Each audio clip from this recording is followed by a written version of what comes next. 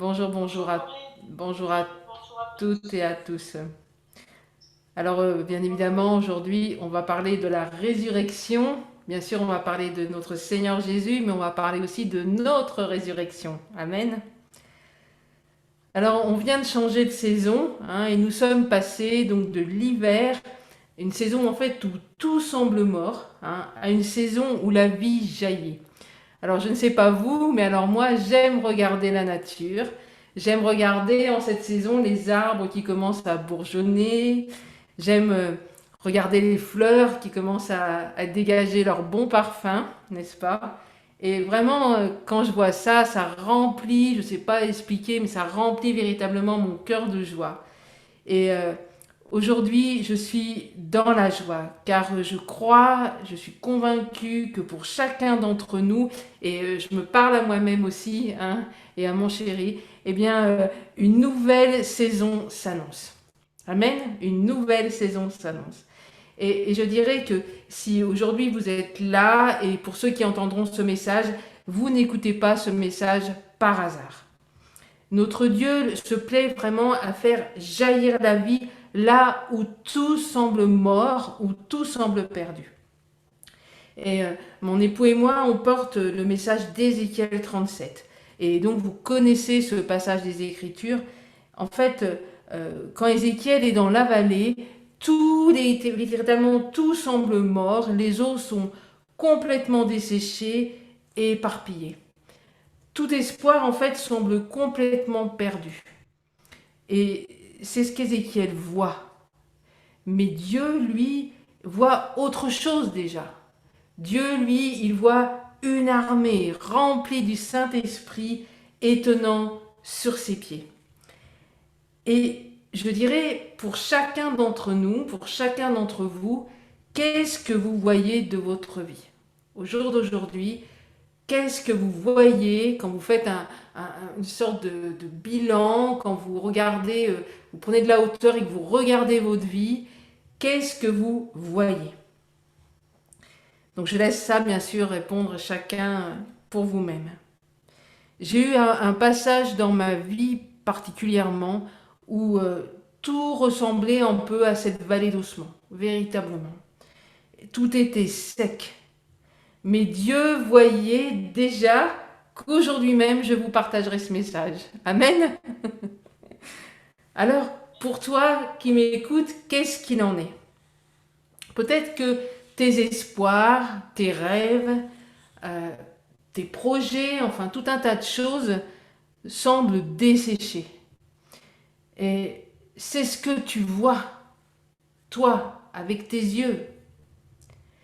Et c'est peut-être même ce que certains hommes ou certaines femmes disent de toi. Mais j'ai une bonne nouvelle. Dieu voit autre chose sur ta vie. Il voit autre chose sur chacune de nos vies. Et ce qui est important, c'est qu'il n'a pas dit son dernier mot.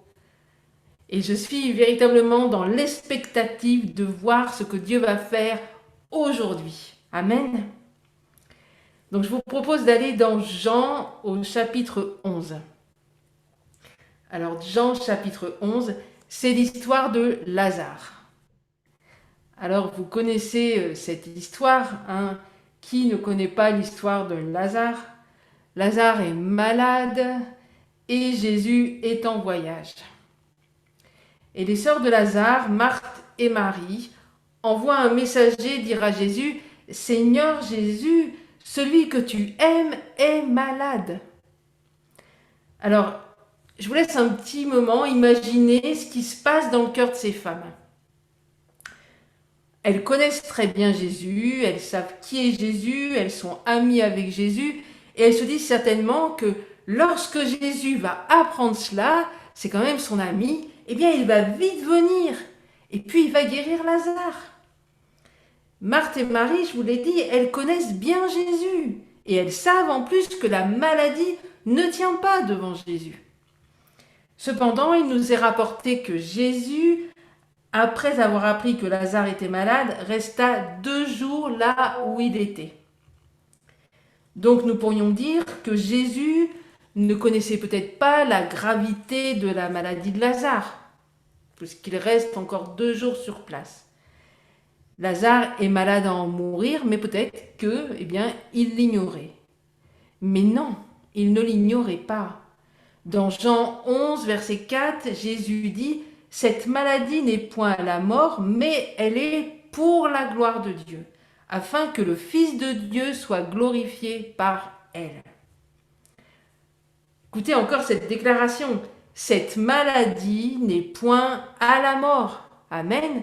Mais elle est pour la gloire de Dieu, afin que le Fils de Dieu soit glorifié par elle. Et ce sont les paroles mêmes de notre Seigneur.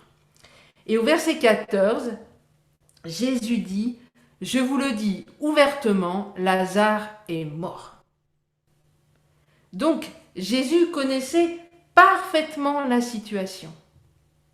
Et de la même manière, il connaît votre situation.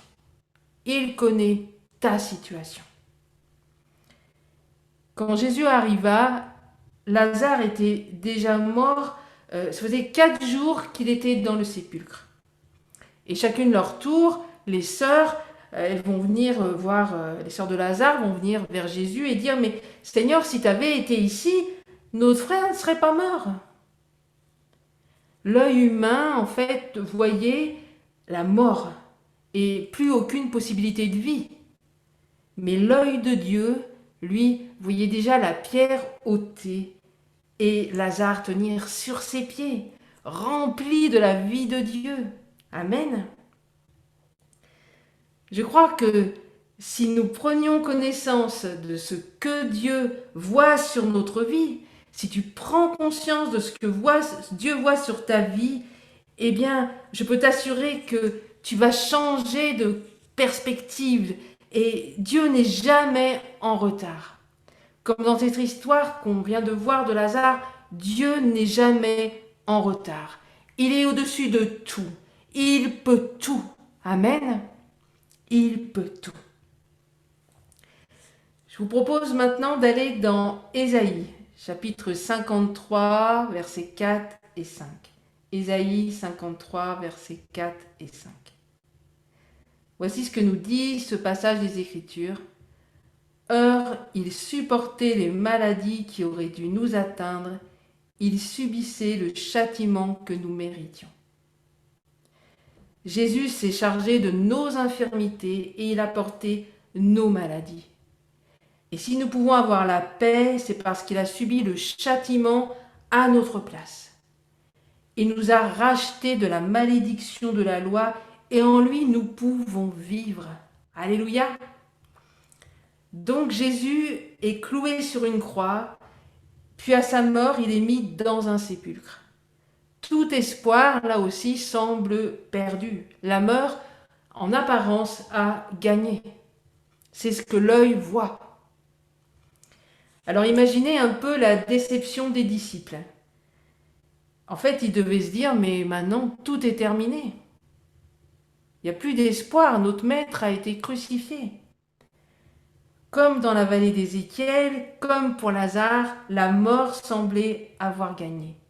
Mais là, le regard de Dieu n'est pas le même que le nôtre. Merci Seigneur de ce que ton regard n'est pas le même que notre regard humain. Et là où nous voyons la mort, toi Seigneur, tu vois la vie et la vie en abondance. Toutes ces situations, les ossements desséchés de la vallée d'Ézéchiel, celle de Lazare, celle de notre Seigneur, semblaient désespérées. Tout n'était que mort. Mais c'est la vie qui a jailli. Amen. Et l'encouragement que j'ai pour chacun d'entre vous et chacun, je m'inclus, comme je l'ai dit tout à l'heure, eh bien, relève la tête, relevons la tête, rien n'est terminé. Amen. Je vais m'arrêter un instant là pour voir ce que Jésus a fait pour nous à la croix. Et je vous demande vraiment toute votre attention. Parce que ce qu'il a fait, il l'a fait pour moi et il l'a fait pour chacun de vous en particulier.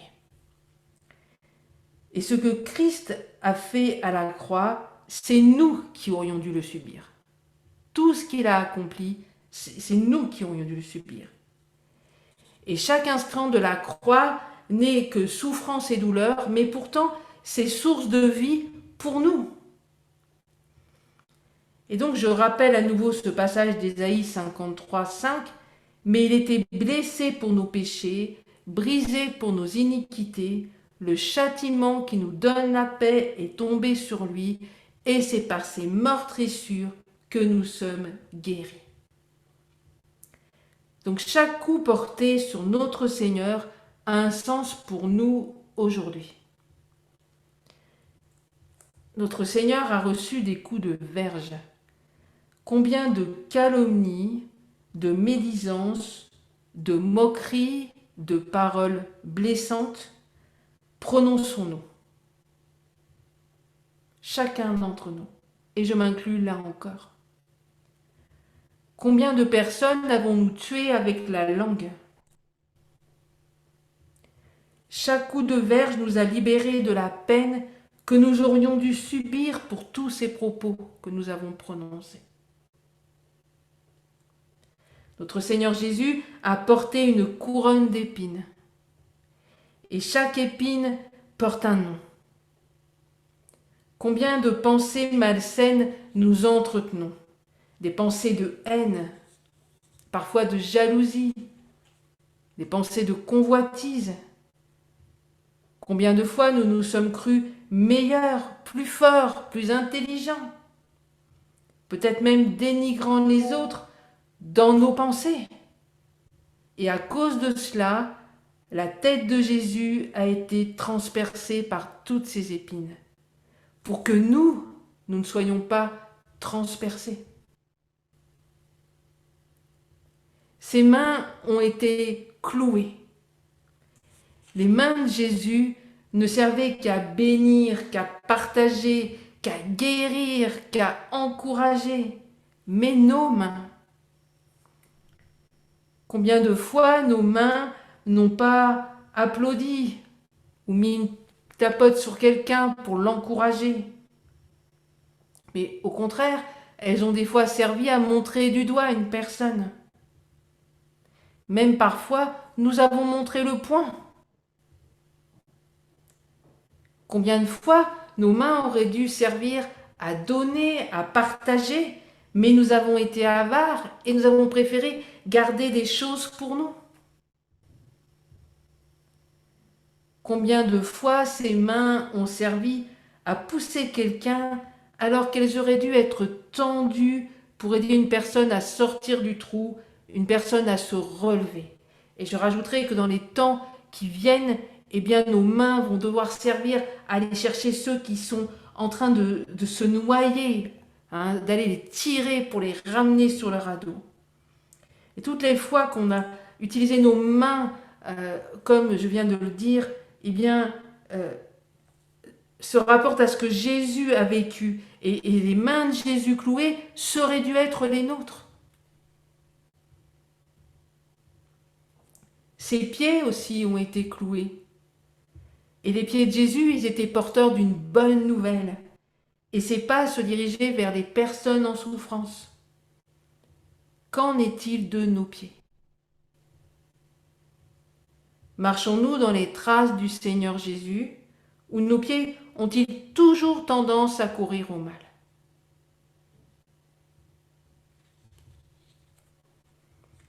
Ce sont nos pieds qui auraient dû être transpercés par les clous. Et son côté a été percé. La lance s'est enfoncée dans le côté du Seigneur, laissant jaillir du sang et de l'eau. Et en fait, ce sont des symptômes qui démontrent que son cœur a littéralement explosé. Et combien nous, dans nos cœurs, de non-pardon laissons-nous traîner? Combien de fois on refuse d'aimer? Combien de fois on laisse jaillir de nos cœurs de la haine, de la colère, de l'amertume? Combien de rancœur encore il y a dans nos cœurs? Nos cœurs ressemblent plus souvent à des cœurs de pierre qu'à des cœurs laissant jaillir l'amour. C'est notre cœur à nous qui aurait dû être transpercé, mais c'est celui de Jésus qui l'a été. Tout ce que notre Seigneur a subi et qui l'a amené à descendre dans le séjour des morts est ce qui nous était destiné à chacun d'entre nous. Et il a donné sa vie parce qu'il m'aime, parce qu'il vous aime, parce qu'il t'aime. Chacun en particulier, il nous aime tellement. Et la mort a un temps englouti notre Seigneur. Et puis il fut enfermé dans un tombeau. Et là, tout espoir semblait terminé, plus d'espoir. Et comme je le disais, que nous prenions Ézéchiel, Lazare, l'histoire de Jésus, tout semble fini. Tout semble en fait à un point de non-retour. Et pour ta vie, qu'en est-il? Au jour d'aujourd'hui, qu'en est-il? Alors, est-ce qu'un retour à la vie est possible? Vous connaissez la réponse. Je dis oui et encore oui. Amen. Tous ces passages de l'Écriture sont la vérité et Dieu reste le même. Il ne change pas. Pourtant, nous pouvons être envahis par le doute, voire même l'incrédulité. Parfois, nous avons tellement cru que Dieu allait intervenir. Tellement. Et rien, et encore rien. Et je l'écrivais dans une méditation. Nous avons parfois peur d'y croire encore. En se disant, et si cette fois-ci, il ne se passait rien encore? Je ne vous cache pas que ça m'est arrivé, vraiment. Dieu m'avait fait des promesses, et j'étais certaine en fait que c'est Dieu qui m'avait fait ces promesses. J'en étais convaincue, et en plus il me l'avait confirmé véritablement. Cependant, le temps a passé, et voyant qu'en fait que c'était tout le contraire qui s'accomplissait, eh bien ma foi dans les promesses de Dieu a commencé à vaciller. Ma foi en Dieu, non, mais ma foi en ses promesses, oui. Et en fait, j'avais peur d'y croire encore. J'avais peur d'être une nouvelle fois déçue. À chaque fois, des fois, j'avais l'impression que les choses allaient arriver, et puis patatras, pouf.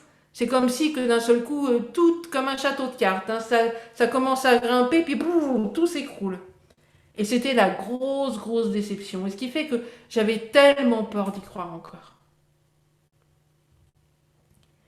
Et toi qui m'écoutes et que tu te sens concerné par cela, je voudrais te dire aujourd'hui, n'aie plus peur. N'aie plus peur. Dieu n'est pas un homme pour mentir. Et ce qu'il dit, il l'accomplit. Je le répète, Dieu n'est pas un homme pour mentir. Et ce qu'il dit, il l'accomplit. N'aie plus peur. Mais au contraire, garde la foi dans les promesses qu'il t'a faites.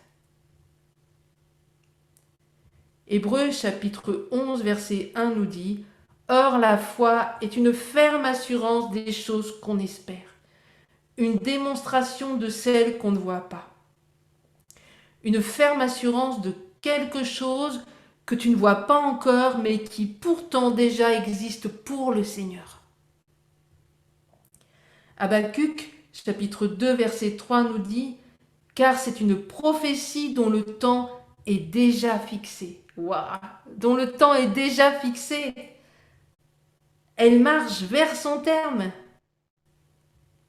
Elle ne mentira pas. Si elle tarde, attends-la, car elle s'accomplira certainement. Allez, ouvrez vos micros et ensemble déclarons ce verset. Une prophétie dont le temps est déjà fixé, elle s'accomplira. Allez, ouvrez vos micros, dites-le. Une prophétie dont le temps est déjà fixé, elle s'accomplira. Amen. Ce que Dieu t'a promis, il va l'accomplir. Amen. Nous allons continuer et voir ensemble ce que le Seigneur a déjà accompli pour nous. Alors maintenant, nous allons aller dans Colossiens, chapitre 1, versets 12 et 13. Colossiens 1, 12 et 13. Voici ce qui nous est dit. Rendez grâce au Père qui vous a rendu capable d'avoir part à l'héritage des saints dans la lumière, qui nous a délivrés de la puissance des ténèbres et qui nous a transportés dans le royaume du Fils de son amour. Waouh, c'est merveilleux. Je répète, qui nous a délivrés de la puissance des ténèbres, et ce n'est pas de la fiction, hein, c'est la réalité, la vérité de la parole de Dieu. Je m'étais convertie, et lors de ma conversion, en fait, certaines choses ont véritablement volé en éclats. Certaines choses sont parties comme ça, mais d'autres non. Et un jour, eh bien, j'ai vécu une délivrance à une addiction. Cette addiction me faisait beaucoup souffrir et beaucoup culpabiliser. En fait, il y a eu des mois de lutte pour essayer de sortir de cette addiction. Des mois de culpabilité, à demander pardon à Dieu, après décider d'arrêter définitivement, de recommencer, un véritable cercle vicieux, quoi. Donc, quelque chose de difficile à vivre, parce qu'on veut plaire à Dieu, on aime Dieu, et puis on est accroché à un truc qu'on ne doit pas être. Et juste avant la libération, il y a eu un combat rude. J'ai eu un temps où le Seigneur m'a visité puissamment et j'ai senti véritablement le sang de Jésus comme dans ma bouche. Et au même instant, ça serait trop long à expliquer tout ce qui s'est passé, mais au même instant, j'ai été libérée, complètement libre de cette addiction. Christ m'avait affranchi, complètement. Il m'avait complètement libérée. Quelque chose que j'avais essayé par moi-même, hein, pendant des mois et des mois, je n'y arrivais pas. Et le sang de Jésus m'a libérée. Le sang de Jésus est tout puissant pour nous affranchir de nos addictions. Et je voudrais parler à toi qui es addict, que ce soit la pornographie, que ce soit l'alcool, que ce soit le net, que ce soit la cigarette ou toute autre chose. Tout est accompli. Ça n'est pas des mots, c'est la vérité de la parole de Dieu. Tout est accompli. Et aujourd'hui, le Seigneur veut te rendre libre, véritablement libre.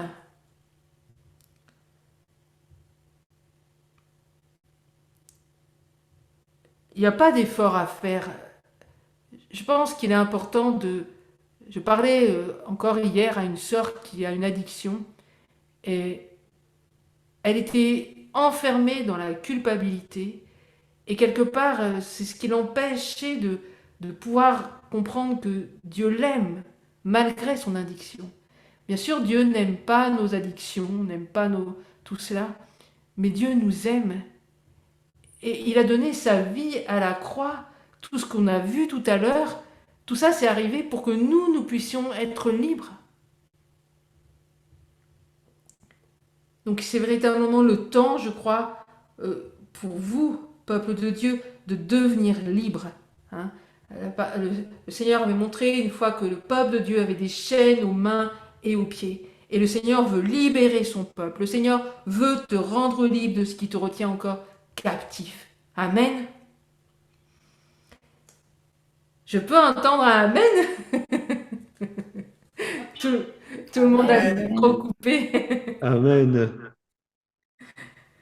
Je veux également parler à celles et ceux qui souffrent dans leur corps.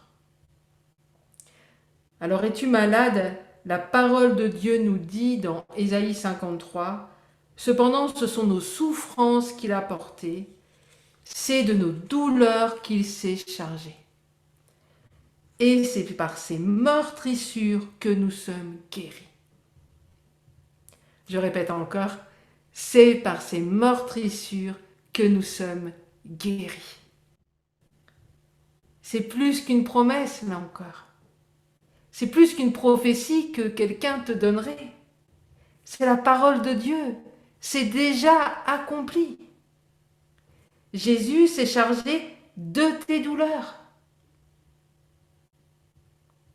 Un jour, j'ai eu un gros problème de santé qui aurait pu me conduire à la mort. J'en avais déjà parlé lors d'un témoignage. Et j'étais couchée avec de terribles douleurs sur mon lit d'hôpital et j'entendis le Seigneur me dire « Lève-toi, tu es guéri ». Guéri, moi, Seigneur? Je riais pas, mais je souffrais tellement. Comment serais-je guérie avec toutes ces douleurs? Comment pourrais-je me lever avec toutes ces douleurs? C'était pas possible. Et alors, pendant près d'une heure, je suis restée couchée avec cette parole qui repassait et repassait dans mon cœur. Lève-toi, tu es guéri. Seulement mon corps et ma tête, eux disaient tout le contraire. Ils me disaient, mais t'es pas guéri, tu souffres. Et en plus, tu es incapable de te lever. À un moment donné, il n'y avait personne dans la pièce. Et j'ai senti une main me pousser comme ça dans mon dos. Et je me poussais vers l'avant et donc je me suis retrouvée assise sur mon lit. Et là, j'ai plus aucune douleur. J'étais complètement guérie. Plus rien. Et je me suis dit, mais Seigneur, ce que tu m'as fait vivre, est-ce qu'on le voit quelque part dans la parole? Et on va dans Jean 5. Jean 5. Et là, en fait, on y retrouve un homme qui est infirme depuis 38 ans. Bon, moi, merci Seigneur, ça faisait pas tant de temps. Mais j'imagine cet homme, 38 ans, couché. Et Jésus qui va lui dire au verset 8, « Lève-toi, prends ton brancard et marche. » Lève-toi, prends ton brancard et marche. Je vous rappelle que cet homme, il était paralysé. En fait, il n'était pas censé pouvoir se lever. Mais à la parole de Jésus, cet homme fut guéri. Et il prit son brancard et se mit à marcher. Alléluia. Notre Dieu est merveilleux. Il rend possible l'impossible. Amen. Là où tout n'est que désespoir, tout n'est que mort, lui communique la vie. Et aujourd'hui, il veut te communiquer sa vie. Amen. Notre Dieu est vivant. Alors mon message vraiment, c'est attends-toi à lui. Il n'a pas dit son dernier mot. Et tant que Dieu n'a pas dit son dernier mot, tout peut encore arriver. Amen. Là, je viens de parler de la guérison physique, mais notre Dieu guérit chaque recoin de notre être. Le psaume 147, verset 3 nous dit « Il guérit ceux qui ont le cœur brisé. Il pense leurs blessures. » C'est aussi la vérité. Et ça aussi, je l'ai expérimenté. La parole de Dieu est la vérité. Je vous passe les détails, mais rejet, dépréciation, culpabilité, souffrance, désespoir, enfin, voilà, je ne vais pas vous faire tout le listing, mais on fait partie de ma vie. Et en fait, j'étais vivante dans mon corps, mais dans mon cœur, j'étais morte. C'était sec. Tout n'était que mort, mais le Saint-Esprit est venu et a guéri mon cœur. Il m'a restauré. Il m'a ramené à la vie. Et seul Dieu peut faire cela dans un cœur. Seul Dieu. Même les meilleures thérapies ne feront jamais ce que Dieu peut et veut faire dans votre vie. Il veut littéralement vous ramener à la vie. Amen. Alors ton cœur est-il brisé? J'ai une bonne nouvelle pour toi. Le Saint-Esprit aujourd'hui veut restaurer ton cœur. Il veut guérir ton cœur brisé. Il veut, avec toute la délicatesse qui le caractérise, eh bien, penser tes blessures. Parce que je crois véritablement que c'est le temps pour toi de revenir à la vie. Amen. Et j'aimerais maintenant que, on a vu tout à l'heure tout ce que le Seigneur avait subi, tout ce que ça voulait dire pour nous, c'est-à-dire que le Seigneur a pris notre place, hein, et tout ce qu'il a subi, c'est nous qui aurions dû le subir. Et là, on va reprendre toutes ces blessures que le Seigneur a subies et voir ce que pour nous, ça veut dire quoi aujourd'hui. Combien de calomnies, de médisances, de paroles blessantes ont été dites à notre sujet? Combien de personnes nous ont tués avec la langue? Chaque coup de verge nous a libérés de l'emprise de ces discours. C'est fini. Nous sommes libres. Amen. Est-ce que tu réalises tout cela? Aujourd'hui, tu es libre de toutes ces choses. La couronne d'épines, quant à elle, elle peut représenter toutes nos mauvaises pensées, tout ce qui nous assaille, les angoisses, les peurs, le fait de croire que nous sommes rien, que nous ne valons rien, que nous n'y arriverons jamais. Tout cela, c'est comme des épines en fait qui nous transpercent littéralement. Mais Jésus, il a porté cette couronne pour nous, pour que nous soyons complètement libérés de toutes ces pensées méchantes.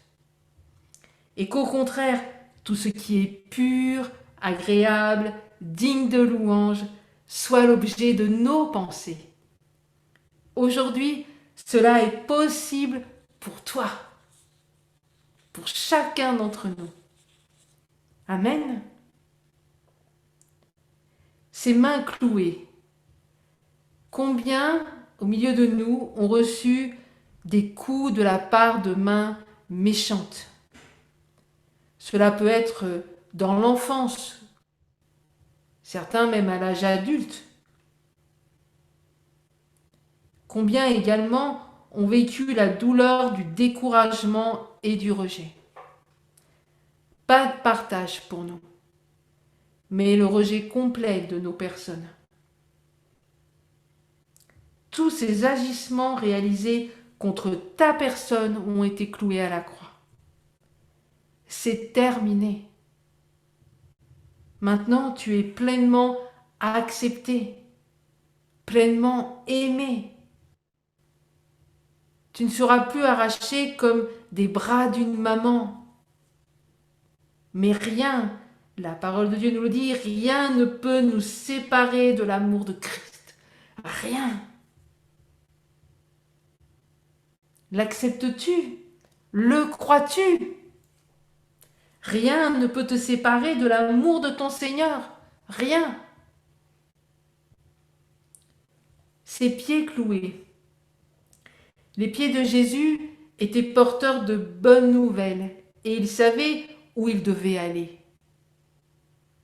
Et maintenant, eh bien pour nous, ça veut dire que le Seigneur nous conduit. La parole de Dieu nous dit, je te conduirai, j'aurai des regards sur toi, je te montrerai le chemin que tu dois suivre. Le Seigneur te conduit, il a le regard sur toi et il te montre le chemin que tu dois suivre. Amen. Et il rend tes pieds semblables à ceux des biches. Et il te fait marcher sur les lieux élevés. Alléluia. Je t'invite vraiment à réaliser cela aujourd'hui. Son côté percé, laissant jaillir du sang et de l'eau. Je vous disais tout à l'heure que c'était les symptômes d'un cœur qui avait littéralement explosé. Cela veut dire pour nous qu'aujourd'hui nous sommes rendus capables d'aimer, capables d'exprimer nos sentiments, de ne plus communiquer de masque à masque.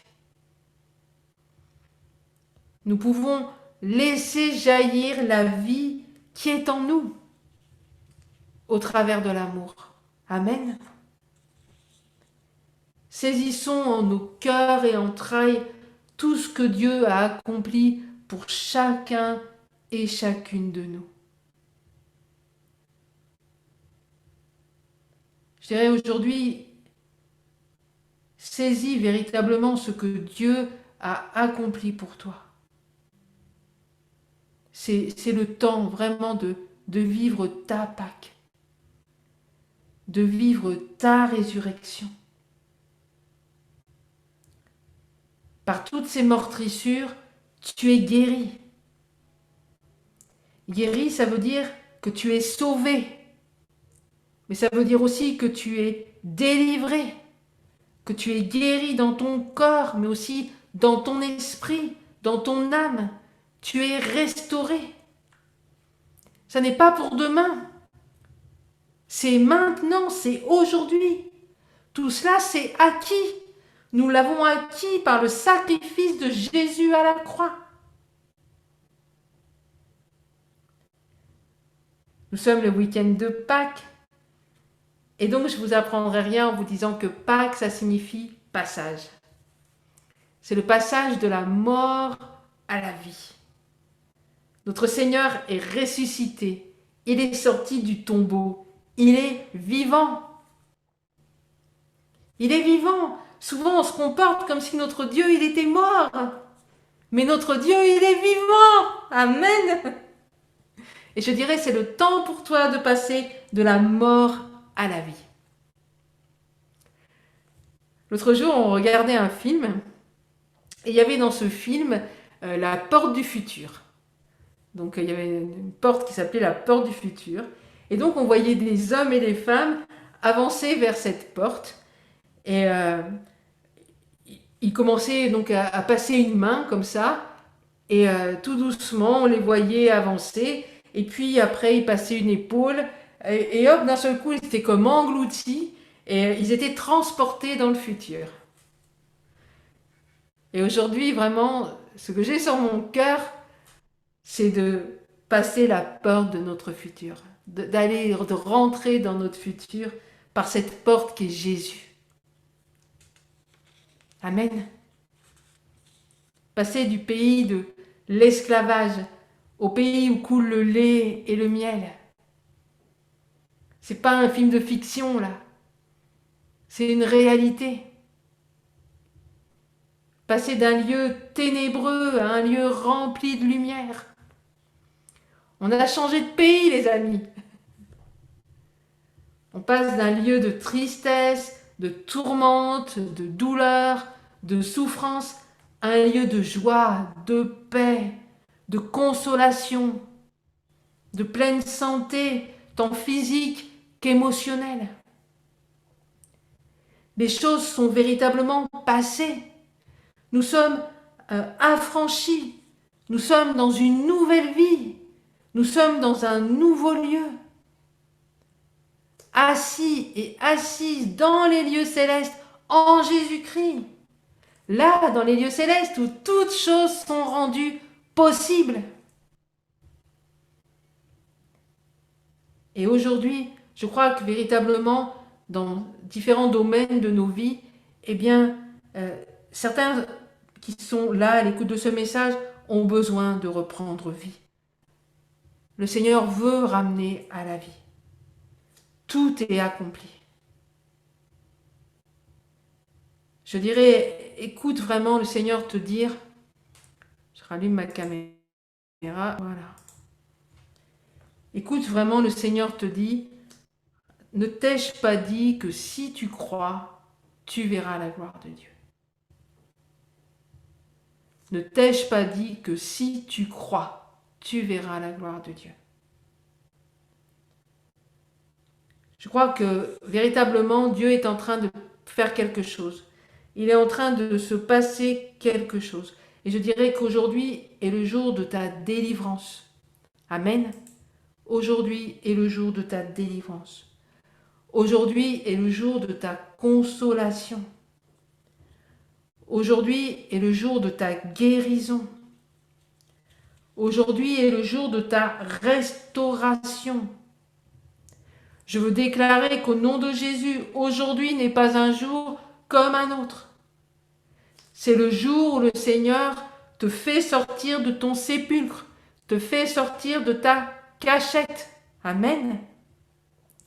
Aujourd'hui est le jour de ta résurrection, le jour de ton passage de la mort à la vie, d'une vie d'esclave à une vie affranchie, d'une vie d'affranchi. Et je sais que je parle à quelqu'un là, d'une vie d'esclave à une vie d'affranchi. Tu vas être libre. Aujourd'hui, le Seigneur te donne un diadème. Waouh, un diadème au lieu de la cendre. Une huile de joie au lieu du deuil. Un vêtement de louange. Seigneur, on met ce vêtement de louange au lieu d'un esprit abattu. Aujourd'hui, l'Éternel fait de toi une plantation pour servir à sa gloire. C'est un jour merveilleux. Amen. La Pâque, c'est ça, c'est un jour merveilleux. Et aujourd'hui, pour toi qui m'écoutes, c'est un jour merveilleux. Tu vas vivre, nous allons vivre la gloire de Dieu. Amen. Alors, je vais vous demander maintenant d'ouvrir tous vos micros. Allez, on ouvre les micros. Je vois que Soumana nous a aussi. On ouvre les micros. Allez, allez Roger, allez Michel, allez Fanny. On ouvre les micros. Et je vous invite à répéter après moi. Ah, voilà mon chéri. Alors, on va répéter.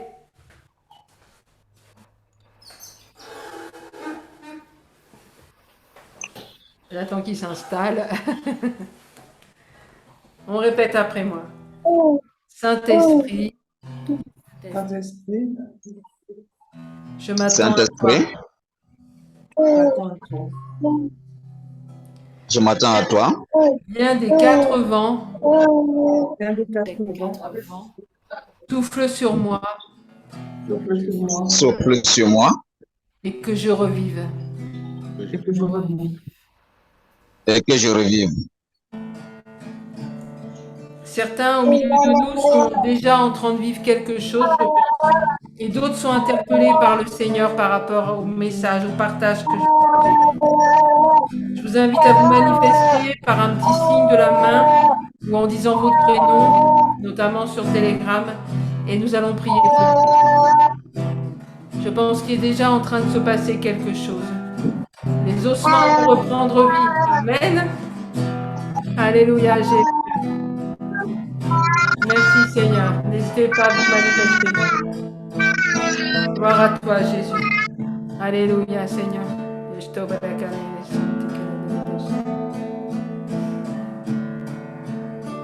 Merci Seigneur Jésus.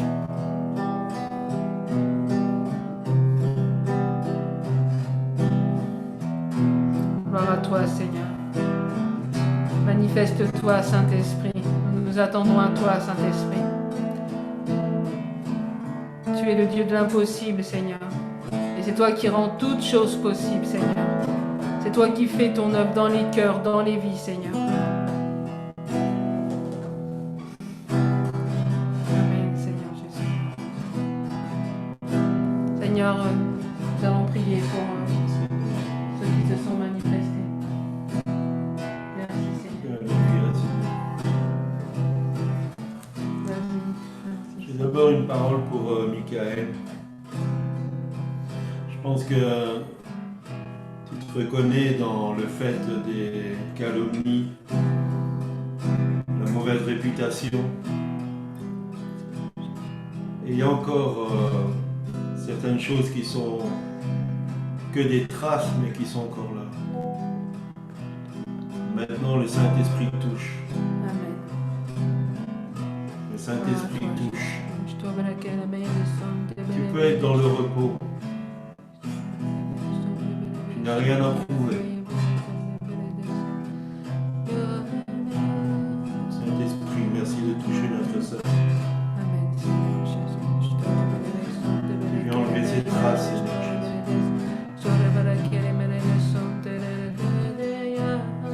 Dans mon message, j'ai vu aussi une image pour mon frère Michel. J'ai vu un homme très dur qui avait mis une sorte d'enclume sur ton dos. Et pendant longtemps, tu as traîné cette enclume.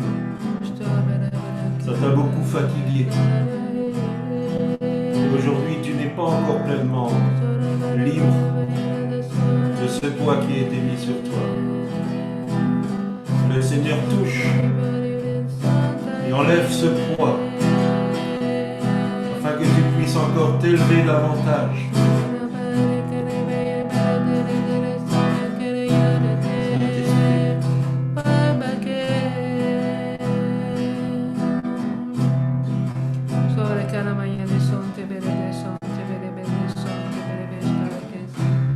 Et j'ai un verset aussi pour Odile. Ce verset dit: l'homme bon tire de bonnes choses du bon trésor de son cœur. Il y a des bonnes choses, mais il faut les tirer. Il faut les sortir. Si ça reste enfermé, ça ne sert à rien. Il faut les sortir. Il faut partager. Il faut donner. Si c'est bien. Viens toucher les cœurs, les consciences. Nous sommes tous devant toi et tu vois toute l'œuvre que ton esprit doit faire dans les cœurs. Te demandons d'agir, d'intervenir, de consoler.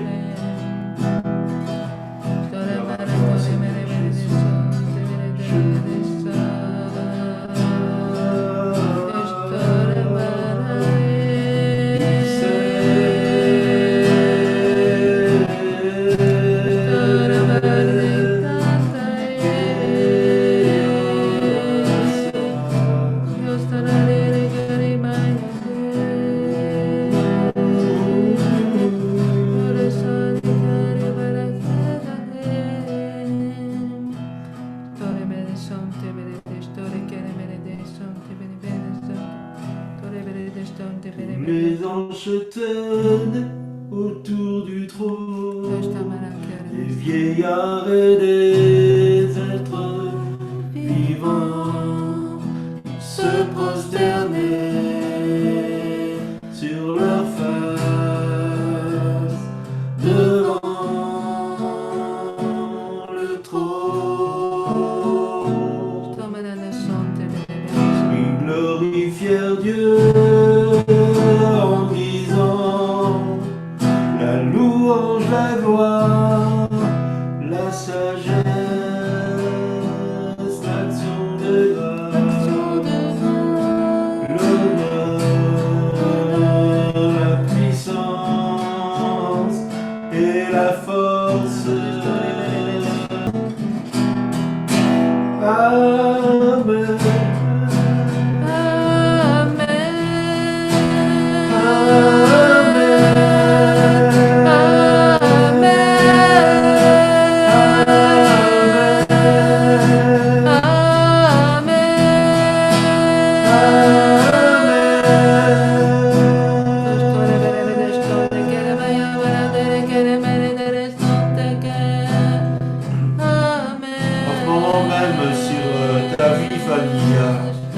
Il y a des nuages, mais je vois qu'il y a un trou qui est en train de se faire.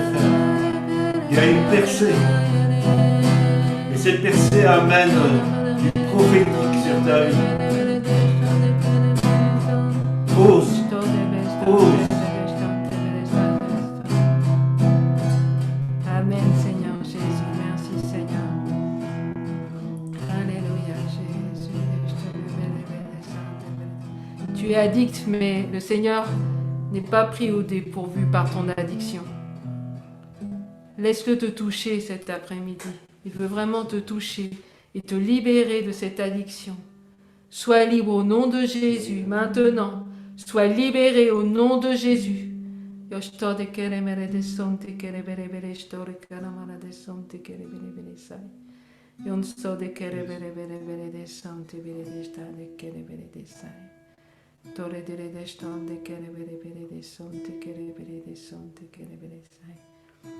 Merci Seigneur Jésus.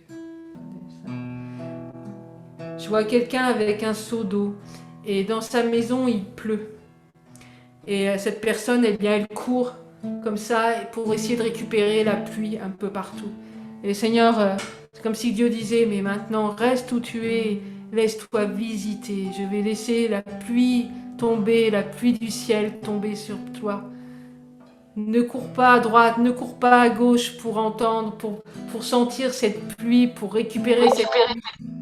Maintenant, je la libère sur toi, la pluie du ciel, la rosée du Saint-Esprit. Elle est libérée sur ta vie au nom de Jésus. Merci Seigneur de ce que tu fais maintenant pour cette personne. Gloire à toi Jésus. Alléluia Jésus. Merci Seigneur Jésus. Est-ce que quelqu'un a une parole sur son cœur qu'il voudrait partager? Je voudrais parler par rapport à la vision du seau et quelqu'un qui a comme le toit qui coule et des seaux. En fait, depuis hier et pendant ce culte, on nous a averti, puisqu'on a un bien immobilier qui est en gestion locative, et on nous a averti qu'il y a des dégâts des eaux très importants dans la résidence. Et en fait, tu arrives avec cette parole d'une personne qui a un toit de maison qui coule. On avait tellement de choses à recevoir ce matin dans ce culte. Moi, j'ai pris mes petites notes sur une feuille de papier là à l'arrache, mais je pense que je vais témoigner par écrit. C'est possible.